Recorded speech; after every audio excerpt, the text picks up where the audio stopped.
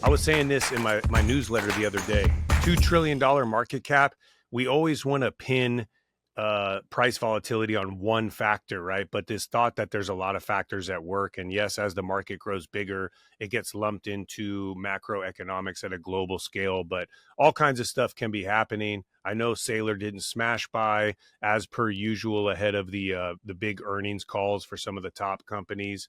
So yeah, I mean, everyone knew it was going to be a roller coaster in Trump's term. And so I think we're just all just holding on for the ride. But Bitcoin showing its resilience with a quick bounce back. And, you got to just say, did you buy the dip? I don't know, but yeah, it's trucking along.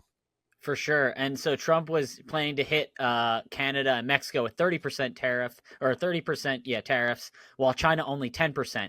Those were supposed to go into effect. We're recording this on Monday, February 3rd, but they were supposed to go into effect tomorrow, February 4th.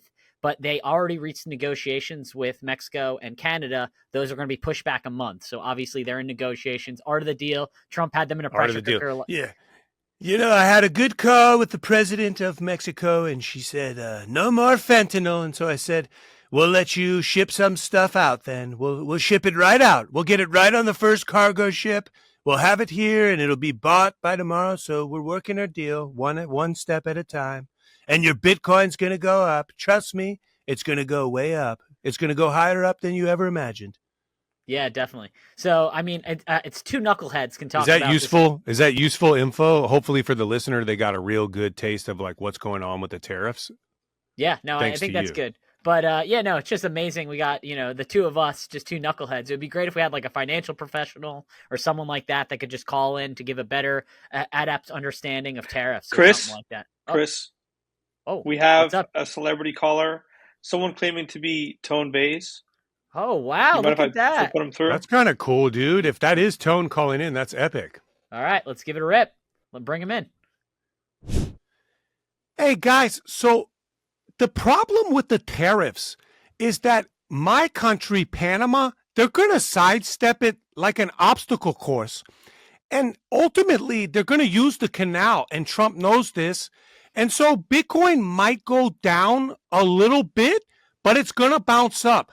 I don't know if we found the bottom, but either way, Trump's tariffs are kind of a flex. He's kind of full of it. So we'll see how it works out. But I think a lot of countries are going to use Bitcoin to skip the tariffs completely. I love Rank and File. You guys are killing it. I'll call back a different time. Whoa, that was cool. Dom.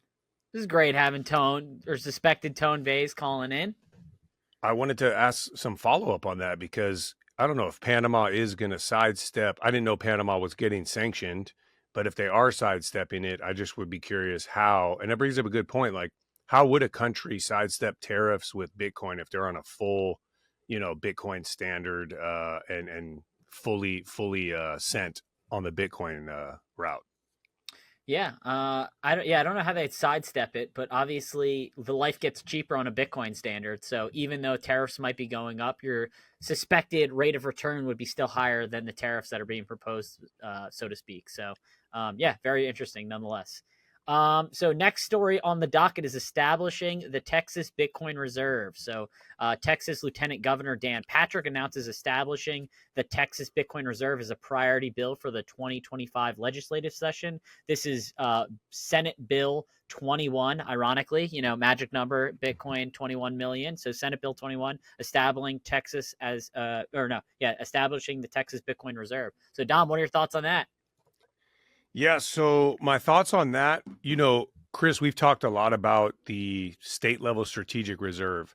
My thing is this, it's a little bit of a leapfrog for states, depending on what the adoption is within those states. And what I mean by that is we all know that Bitcoin requires a ton of education and support to hold for the long run.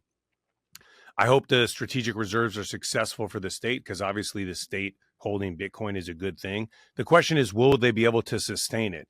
And when a massive dip or something comes up and there's bad actors and Bitcoin gets blamed, when state leadership looks behind them at who is backing them up, if there's no one there, that is going to be an issue, and people heads are going to roll and things are going to get reversed. So when I hear Texas, I think that they probably have one of the better chances to, pass a strategic reserve because, again, it's a state that's got heavy mining. Fort Worth was the first municipality to plug in a mining machine and start mining as a city. Actually, was an inspiring point for the Santa Monica Bitcoin office and maybe exploring like how could they mine with renewable energy. So high hopes for Texas, and I think if it were to be anywhere, my money, my sats would be on Texas setting up a strategic reserve over any other state. But we'll see. The race is on, Yeah, definitely. Maybe my other hat in the ring would be Wyoming. Obviously, Senator Cynthia Lummis is now going to be heading up or chairing the subcommittee for digital assets. And I know she's been a big proponent of Bitcoin in her state and trying to get it, pushed into bill or making a strategic reserve. That was kind of her bill or suggestion at Bitcoin 2024. So that's a good one. Yeah, that's another big one. And again, it's just like when you think of things. I don't know about you, but bottom up adoption, Chris. You think of the individual, the family, and the household, the interest group like the church, the organization like the union, the municipality,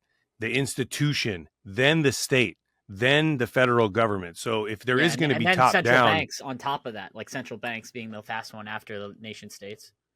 yeah, exactly. So that it's just can't be bypassed. But again, Texas has a good shot, and I do want to give. They had some very. Who is the Lieutenant Governor Patrick had some interesting bills there. Yeah. Number 24 was a bill supporting the education of the horrors of communism. So that's an interesting one. We'll have to talk about that next time because I guess people aren't aware of the horrors of communism. So we'll learn. They'll learn that in the school system.